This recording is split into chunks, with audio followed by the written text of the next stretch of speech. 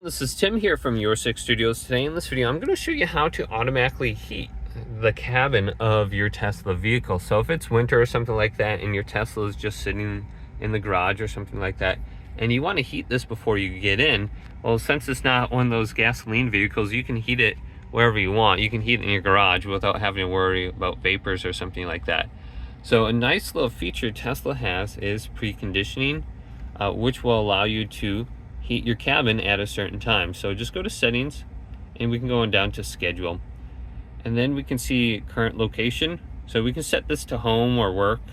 So you can come up with a couple different schedules actually. So if you want to keep your Tesla warm when you're at work or something like that, and you get out at 3 o'clock, you can set your location to work and have it start heating up at like 2:55 or something like that.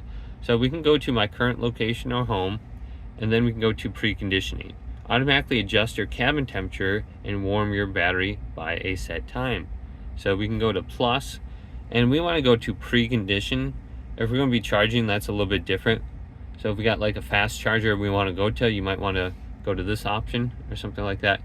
Or yeah, let's go to precondition, and then we can just set the time right here, maybe like 7 or 6:30, and then we do Monday, Tuesday, Wednesday, Friday, and we can repeat weekly.